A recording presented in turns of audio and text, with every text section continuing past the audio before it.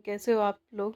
तो आज हम है ना साइकोलॉजी पढ़ने जा रहे हैं। जितने भी टीचिंग एग्ज़ाम हैं उन सब के लिए इम्पॉर्टेंट है, लेकिन मेनली रीड के लिए ये टॉपिक बहुत इम्पॉर्टेंट है क्योंकि इससे सीधे सीधे एमसीक्यूज़ बनते हैं रीड में थ्योरेटिकल पोर्शन इसमें से बहुत ज़्यादा पूछा जाता है जो एकदम फैक्ट बेस होता है। तो हम साइकोलॉजी के बारे में पढ़ेंगे। आज फर्स्ट क्लास है हमारी, तो साइकोलॉजी स्टार्ट करते हैं। सबसे पहले साइकोलॉजी होती क्या है? तो साइकोलॉजी का मतलब होता है कि जो मानव विज्ञान या मनोविज्ञान होता है, ठीक है, ये स्पेलिंग गलत लिख रखी है। मनोविज्ञान, साइकोलॉजी को हिंदी में क्या बोलेंगे? मनोविज्ञान। मानव का जो व्यवहार है या उससे जुड़ी मनोवैज्ञानिक सामाजिक और जैविक क्रियाएं हैं। जितना भी मानव जो भी व्यवहार करता है या फिर अपने आसपास के एरिया में जैसा भी वो व्यवहार करता है या जितनी भी जैविक क्रियाएं हैं वो करता है, उन सभी का अध्ययन करना क्या कहलाता है? मनोविज्ञान कहलाता है या फिर साइकोलॉजी कहलाता है। जो साइकोलॉजी है वो दो शब्दों से मिलकर बना है। मतलब जो साइकोलॉजी शब्द है वो ग्रीक भाषा का शब्द है या लैटिन भाषा का शब्द है, और साइकोलॉजी दो शब्दों से मिलकर बना है, साइकी और लोगस। जो साइकी है उसका अर्थ होता है आत्मा, तो साइकी का अर्थ होता है आत्मा और लोगस का अर्थ होता है अध्ययन करना। तो साइकोलॉजी में हम आत्मा का अध्ययन करते हैं, इसीलिए इसको क्या बोलेंगे? साइकोलॉजी को आत्मा का अध्ययन भी या फिर मन का अध्ययन भी इसको कहा जाता है। अब जैसे मनोवैज्ञानिक, जो अलग अलग साइकोलॉजिस्ट थे, अलग अलग मनोवैज्ञानिक थे, उन्होंने अलग अलग परिभाषाएं दी। तो सबसे पहले वुडवर्थ की परिभाषा। तो वुडवर्थ क्या बोलते हैं? वुडवर्थ बोलते हैं कि वातावरण से संबंधित व्यक्ति की क्रियाओं का विज्ञान ही क्या कहलाता है? मनोविज्ञान कहलाता है। तो क्रियाओं के बाद वुड क्या होता है? लकड़ी होता है। लकड़ी से हम काम करते हैं, काम का मतलब होता है क्रिया। तो इस तरीके से याद रखना कि वुडवर्थ मतलब क्रियाओं से रिलेटेड। तो वातावरण से संबंधित व्यक्ति जितनी भी क्रियाएं करता है उसका विज्ञान वुडवर्थ के अनुसार क्या है? मनोविज्ञान है। ठीक है। विलियम वुंट ने कहा कि जो मनोविज्ञान है वो व्यक्ति की आंतरिक अनुभूति मतलब उसके मन में क्या अनुभूति है, क्या उसका एक्सपीरियंस है, उसकी खोज करना ही क्या कहलाएगा? मनोविज्ञान कहलाएगा। किसके अकॉर्डिंग? तो किसके अनुसार? विलियम वुंट के अनुसार। जो भी मन में अनुभूतियाँ हो रही है उसकी खोज करना, आंतरिक जो अंदर मन में या फिर अंदर की साइड आंतरिक दमित इच्छाओं में या ऐसे अनुभूतियाँ हो रही हैं हमारे मन में, तो उसकी खोज करना विलियम वुंट के अनुसार क्या है? मनोविज्ञान है। वॉटसन के अनुसार क्या परिभाषा दी? तो वॉटसन बोलता है कि जो व्यवहार का शुद्ध धनात्मक विज्ञान है ना, मतलब पॉजिटिव साइंस बिहेवियर की, जो हमारा व्यवहार है उसका शुद्ध और धनात्मक विज्ञान क्या कहलाएगा? मनोविज्ञान का कहलाएगा। ये किसने कहा? वॉटसन ने। तो वॉटसन ने धनात्मक विज्ञान, मतलब एक एक कीवर्ड पकड़ लो। जैसे वॉटसन ने किसकी बात करी है? धनात्मक विज्ञान की। विलियम वुंट ने क्या की है? आंतरिक अनुभूतियों की खोज की बात करी है। और वुडवर्थ ने क्या बात करी है? कि जो वातावरण से संबंधित क्रियाएं हैं, क्रियाओं की बात कौन करेगा? वुडवर्थ करेगा। तो इस तरह से परिभाषाएं याद हो जाएगी। स्किनर ने क्या बात करी है? स्किनर के अनुसार स्किनर के अनुसार मनोविज्ञान का जो व्यवहार और मनोविज्ञान को व्यवहार और अनुभव, बिहेवियर और एक्सपीरियंस की बात कौन कर रहा है? स्किनर कर रहा है। व्यवहार और जो अनुभव है विज्ञान का उसको ही मनोवैज्ञानिक किसने कहा है? स्किनर ने कहा है। क्रो एंड क्रो के अनुसार, तो क्रो एंड क्रो जैसे दो वर्ड रिपीट हो रहे हैं वैसे ही इस परिभाषा में मानव और मानव दो बार रिपीट हो गए। मनोविज्ञान मानव के व्यवहार और मानव के संबंधों का अध्ययन किसने कहा था? क्रो एंड क्रो ने कहा है कि मनोविज्ञान क्या है? मानव के व्यवहार का और मानव के संबंधों का अध्ययन है। ठीक है। और एन मन के अनुसार आधुनिक मनोविज्ञान का संबंध व्यवहार के वैज्ञानिक खोज से है। ठीक है, वैज्ञानिक खोज से है। ये किसने कहा है? एल मन ने। ठीक है। जैसे कि स्कूल्स होती हैं तो उसमें कुछ बच्चे पढ़ते हैं तो वो एक विचारधारा रखते हैं, तो वैसे ही मनोविज्ञान में क्या हो गया? एक विचारधारा को फॉलो करने वाले, एक विचारधारा से सहमत होने वाले एक स्कूल में रखे गए, और उससे जो असहमत थे उसने अपनी अलग स्कूल खोली। वैसे ही ये क्या बने, संप्रदाय बने। संप्रदाय का मतलब है कि ऐसे व्यक्तियों का समूह जो कि एक दूसरे की बातों से क्या हो, सहमत हो। तो मनोविज्ञान के संप्रदाय मनोविज्ञान के संप्रदाय या स्कूल ऑफ साइकोलॉजी का तात्पर्य है कि मनोवैज्ञानिकों के किसी ऐसे समूह से है जो कि मनोविज्ञान के अध्ययन के लिए एक समान विचारधारा रखता है और एक समान ही क्या करता है, विधियों का पालन करता है। मतलब कि एक समान तो वो विचारधारा रखेगा और एक समान ही वो विधियों का पालन करेगा। उसको हम क्या कहेंगे, संप्रदाय कहेंगे, स्कूल ऑफ साइकोलॉजी कहा जाएगा। ठीक है, तो सबसे पहले जो प्रमुख संप्रदाय थे कुछ, उनमें सबसे पहले था स्ट्रक्चरलिज्म, मतलब संरचनावाद या प्रयोगात्मक संप्रदाय। ठीक है, तो इसके जो संस्थापक या फादर किसे कहा गया, तो उसे उसके फादर थे विलियम वुंट। और इनके जो शिष्य थे वो भी इनकी विचारधाराओं से सहमत थे, वो भी इनके जैसी ही कार्य प्रणाली को अपनाते थे। तो उस शिष्य का नाम था टिचनर। ठीक है, फादर कौन हो गए संरचनावाद के, विलियम वुंट। और इसको प्रयोगात्मक संप्रदाय इसलिए कहा क्योंकि विलियम वुंट ने क्या करा था, जर्मनी में एक लिप्जिंग शहर, उसमें क्या करा था, एक प्रयोगशाला खुलवाई थी जहाँ पर मनोवैज्ञानिक से संबंधित क्या होती थी, रिसर्च होती थी। मनोविज्ञान की परिभाषा किसके अनुसार, संरचनावाद के अनुसार, कि संरचनावाद के अनुसार मनोविज्ञान चेतन की अनुभूति का विज्ञान है। ठीक है, जो हमारी चेतन, हमारा कॉन्शियस माइंड है जिसमें कि हम एकदम एक्टिव मोड में सोच समझते हैं, ठीक है, चेतन अनुभूति है, उसका विज्ञान मनोविज्ञान कहलाए। किसने कहा, संरचनावाद में कहा गया। इसकी विषय वस्तु थी चेतन अनुभूति का क्या करना, जो हम चेतन अवस्था में जो भी अनुभूति करते हैं उसका एनालिसिस या विश्लेषण करना इसकी विषय वस्तु थी। और इन्होंने कौन सी विधि का यूज़ किया, तो इन्होंने अंतः निरीक्षण या इंट्रोस्पेसिएशन विधि का यूज़ किया। ठीक है, ठीक है। अब दूसरा स्कूल आया, दूसरा संप्रदाय आया, वो था जो कि संरचनावाद से सहमत नहीं था। दूसरा आया प्रकार्यवाद या कार्यवाद।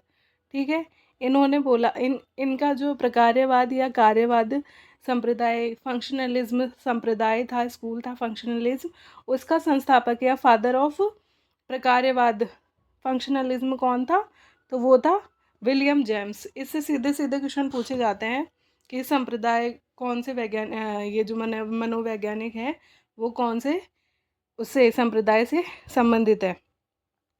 तो देखो, विलियम जेम्स ने इसकी स्थापना करी। ठीक है, फादर कौन कहलाए, विलियम जेम्स कहलाए। डीवी भी जॉन डीवी का बहुत ज़्यादा टीचिंग में रोल है, तो ये भी इससे रिलेटेड थे। एंजिल और कार, ठीक है, ये सब किससे रिलेटेड थे, ये सब प्रकार्यवादी या कार्यवाद से रिलेटेड थे। जॉन डेवी का मानना था कि लर्निंग बाय डूइंग में विश्वास करते थे, कि मतलब कुछ भी सीखने के लिए हमको पहले काम करना पड़ता है, कुछ करके करके ही सीखा जा सकता है, ये जॉन डेवी का मानना था। ठीक है, इनका स्थान क्या था, विलियम जेम्स कहाँ के थे, अमेरिका के शिकागो के थे। ठीक है, विलियम जेम्स और विलियम वुंट दोनों साथ साथ टाइम लाइन में ही थे, ये एक ही समय पर थे, साथ साथ में। वो जर्मनी में थे लिप्जिंग में, और ये अमेरिका के शिकागो में थे। इन्होंने परिभाषा दी कि व्यक्ति की क्रियाएं या कार्य फंक्शन का अध्ययन करना ही क्या कहलाएगा, मनोविज्ञान कहलाएगा। इन्होंने बोला कि जो व्यक्ति कार्य करता है उसका अध्ययन करना क्या कहलाएगा, मनोविज्ञान कहलाएगा। मनोविज्ञान की इन्होंने विधि दी कि अंतः निरीक्षण, मतलब हमारे जो मन में अंदर क्या चल रहा है उसके साथ साथ बाहर हम कैसा बिहेव कर रहे हैं, ये भी इसका भी निरीक्षण करना बहुत ज़्यादा ज़रूरी है। तो ये विधि मनोविज्ञान अंतः निरीक्षण के साथ साथ बाह्य निरीक्षण विधि को भी अपनाया प्रकार्यवाद में। ठीक है, मनोविज्ञान का उद्देश्य ये समझना है कि हमारी मानसिक क्रियाएं हमारे पर्यावरण के साथ कैसे अनुकूलित होने में हमें क्या करती है, मदद करती है, ये इनका मानना था। अब आया व्यवहारवाद। व्यवहारवाद जो संप्रदाय था, तो वॉटसन, इनकी जो फादर ऑफ बिहेवियरिज्म या व्यवहारवाद का जो संस्थापक था वो कौन था, वॉटसन था। ठीक है, और इन्होंने इसकी स्थापना कहाँ करी, अमेरिका के जॉन हॉकिंस विश्वविद्यालय में। ठीक है, और इन्होंने मनोविज्ञान की परिभाषा दी कि जो व्यवहार का अध्ययन करना है ना, व्यवहार का अध्ययन जिस विज्ञान में किया जाता है उसी को मनोविज्ञान कहते हैं। ठीक है, और ये आज तक भी रिलेटेड है। ठीक है, मनोविज्ञान की विधि क्या रखी, बाह्य निरीक्षण के अंदर क्या चल रहा है वो मुझे नहीं पता, लेकिन हम किसी भी व्यक्ति के बाहर का बिहेवियर उसका कैसा है उसको ऑब्जर्व करके हम ये पता लगा सकते हैं कि उसके मन में क्या है। तो जो वॉटसन थे उन्होंने बाह्य निरीक्षण की विधि अपनाई और इनकी विषय वस्तु क्या थी, व्यवहार।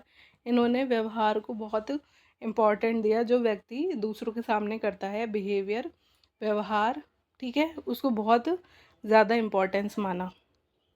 अब बात करें कि चौथा स्कूल था गेस्टाल्ट मनोविज्ञान। ठीक है, गेस्टाल्ट का जर्मन में वर्ड है, गेस्टाल्ट जर्मनी वर्ड है और इसका मतलब होता है गेस्टाल्ट का संपूर्ण। तो इनका मानना था कि जब हम किसी चीज़ को देखते हैं तो हम उसको संपूर्ण रूप से देखते हैं और फिर बाद में उसमें जो भी कमियां दिखाई देती है, जैसे कि एग्जाम्पल है, अगर हमको किसी पे क्रश हो जाता है तो हमको वो अच्छा लगता है, लेकिन बाद में जैसे जैसे हम उसे जानते हैं तो फिर उसमें कमियां दिखाई देती है। तो वैसे ही गेस्टाल्ट वादियों का मानना था कि जब हम किसी चीज़ को देखते हैं तो उसको संपूर्ण रूप से या पूर्ण रूप से ही देखते हैं। तो गेस्टाल्ट का मतलब ही संपूर्ण था। ठीक है, इसके संस्थापक थे मैक्स वर्दिमर, कोहलर और कोफका भी इनके सहयोगी थे, और जो अंतर्दृष्टि का सिद्धांत था ना वो कोहलर ने दिया था। और ये कहाँ से रिलेटेड थे, ये जर्मनी के थे इसीलिए नाम गेस्टाल्ट रखा। ठीक है, इन्होंने परिभाषा दी कि मानसिक प्रक्रियाओं को उनकी संपूर्णता से समझने पर बल दी, मतलब जो मानसिक प्रक्रियाएं हैं वो संपूर्ण रूप से कैसी है उन्हें समझने पर बल दिया। किसने, गेस्टाल्टवादियों ने। इन्होंने प्रत्यक्षण और शिक्षण की संपूर्णता पर बल दिया। ठीक है, कोई भी चीज़ प्रत्यक्ष में कैसे दिखाई दे रही है और शिक्षण में उसकी क्या इम्पोर्टेंस है, उस पर संपूर्णता पर बल दिया, प्रत्यक्षीकरण पे और शिक्षण की संपूर्णता पर इन्होंने बल दिया। मनोविज्ञान में विधि इन्होंने कौन सी ली, गेस्टाल्ट विधि का इन्होंने उपयोग किया। अब आया मनोविश्लेषणवाद, जिसको साइको एनालिटिक स्कूल भी कहा जाता है, मनोविश्लेषणवाद। इनके संस्थापक कौन थे, सिगमंड फ्रायड थे। ठीक है, सिगमंड फ्रायड थे संस्थापक। ठीक है, और इनके समर्थक कौन थे, जुंग और एडलर, जो इनके समर्थक थे। ये ऑस्ट्रिया के वियना, यूरोप में रहते थे। ठीक है, और इन्होंने बोला कि चेतन मन ही नहीं, जो हमारा अवचेतन मन है, मतलब वो बहुत इम्पोर्टेंट रोल पर प्ले करता है, किसमें, मनोविज्ञान में। जो हमारी दमित इच्छाएं हैं या फिर यौन भावनाएं हैं वो बहुत ही ज़्यादा इम्पोर्टेंट रोल प्ले करती है, किसमें, मनोविज्ञान में। ये इनका मानना था कि अवचेतन मन, दमित इच्छाएं और जो यौन भावनाएं हैं, जो सेक्स डिजायर्स है, वो बहुत ही ज़्यादा इम्पॉर्टेंट होती है, किसमें, मनोविज्ञान में। ठीक है, मनोविज्ञान की विधि इनको कौन सी ली, मनोविश्लेषण। ठीक है, साइको एनालिसिस इन्होंने बोला इसको। कुछ मनोवैज्ञानिकों का मानना था कि मानवतावादी दृष्टिकोण होना चाहिए। मानवतावादी दृष्टिकोण मतलब मनोविज्ञान का एक दृष्टिकोण जिसके मुताबिक हर व्यक्ति मतलब यूनिक है, अद्वितीय है, मतलब ऐसा कोई भी नहीं है दूसरा इंसान। दुनिया के प्रति उसका अपना दृष्टिकोण है, मतलब इनका मानना था कि हर व्यक्ति में एक अपनी खूबी होती है, वो दूसरों से अलग होता है, हर व्यक्ति यूनिक होता है और उसको दुनिया का देखने उसको उसके द्वारा दुनिया को देखने का जो नज़रिया है वो भी अलग होता है। यह दृष्टिकोण मनोविज्ञान के व्यवहारवाद और मनोविश्लेषणात्मक दृष्टिकोण को क्या करता है, कमज़ोर मानता था। कि जो बिहेवियर को देख के या ये साइको एनालिटिक दृष्टिकोण है उसको क्या मानता था, कमज़ोर मानता था, कि ऐसा कुछ नहीं होता।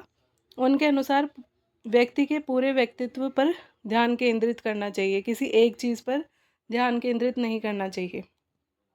और मानवतावादी मनोवैज्ञानिक कौन कौन से थे, इब्राहिम मास्लो, कार्ल रोजर्स, ये कौन थे, मनोवैज्ञानिक थे, कौन से, मानवतावादी दृष्टिकोण वाले। अब हम कुछ है ना इम्पॉर्टेंट जो क्वेश्चन सीधे सीधे एग्जाम्स में पूछे जाते हैं उनके बारे में पढ़ लेते हैं। सबसे पहले तो जो मनोवैज्ञानिक शब्द है, मनोविज्ञान शब्द जो है वो किसने दिया, तो वो रुडोल्फ गॉयकिल ने दिया था। फ्रांस के ये मनोवैज्ञानिक थे, ठीक है। और इनकी पुस्तक थी साइकोलॉजिया, उसमें इन्होंने मनोविज्ञान शब्द का यूज़ किया। साइकोलॉजिया मनोविज्ञान का प्रथम पुस्तक या ग्रंथ था। मदर ऑफ साइकोलॉजिया, मनोविज्ञान की जननी किसे कहा जाता है, तो ये एग्जाम में पूछा जाता है कि मनोविज्ञान की जननी कौन है, तो वो है दर्शन शास्त्र, ठीक है। आज के समय में विद्वानों का मानना है कि मनोविज्ञान अभी भी क्या है, शेषवावस्था में है, मतलब पूरी तरीके से हम मनोविज्ञान को जान नहीं पाए। अभी तो बच्चे को ही देख रहे हैं, आगे तो मनोविज्ञान में बहुत कुछ है जो जानना बाकी है। अब जैसे मनोविज्ञान का आदि जनक किसे कहा जाता है, मनोविज्ञान का आदि जनक अरस्तु को कहा जाता है, क्योंकि बहुत पुराने टाइम से अरस्तु दर्शन शास्त्र में मनोविज्ञान को पढ़ना स्टार्ट किया था सबसे पहले। अमेरिकन मनोवैज्ञानिक का जनक कौन था, विलियम जेम्स, ठीक है। मनोविज्ञान का जनक कौन है, अरस्तु। ये सीधे सीधे क्वेश्चन पूछे जाते हैं।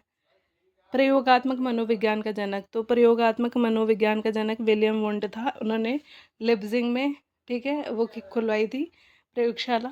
शिक्षा मनोविज्ञान का जनक किसे कहा जाता है, थॉर्नडाइक को कहा जाता है शिक्षा मनोविज्ञान का जनक।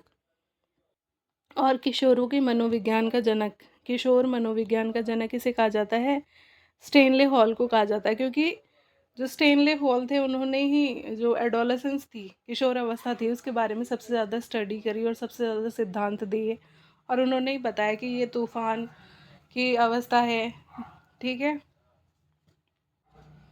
अब बात करें शिक्षा मनोविज्ञान के जनक, मैंने बताया था थॉर्नडाइक है, और किशोर मनोविज्ञान के जनक कौन है, स्टेनले हॉल है, ठीक है। अब विभिन्न वर्षों में मनोविज्ञान का अध्ययन, पहले मनोविज्ञान था ना, वो फिलॉसफी एक टॉपिक चलता, एक बुक चलती थी फिलॉसफी, एक क्या था, सब्जेक्ट था। तो फिलॉसफी सब्जेक्ट से ही निकला हुआ सब्जेक्ट है कौन, मनोविज्ञान। तो पहले फिलॉसफी में ही पढ़ा जाता था, इसीलिए दर्शन शास्त्र को क्या बोलेंगे, मनोविज्ञान की जननी कहेंगे। अमेरिकन मनोवैज्ञानिक को विलियम जेम्स ने दर्शन शास्त्र से अलग किया और मनोविज्ञान के लिए सबसे पहले अंग्रेजी शब्द साइकोलॉजी का यूज़ किया था, ठीक है। तो आज की क्लास कैसी लगी, आप इसके नोट्स बना लेना, इम्पॉर्टेंट है, और रिवीजन करना। आज की क्लास कैसी लगी कमेंट करके बताना। थोड़ा सा गला ख़राब हुए तो वो ठीक हो जाएगा, और मिलते हैं अगली क्लास में। MCQs भी मैं करवाऊँगी इसके साथ में।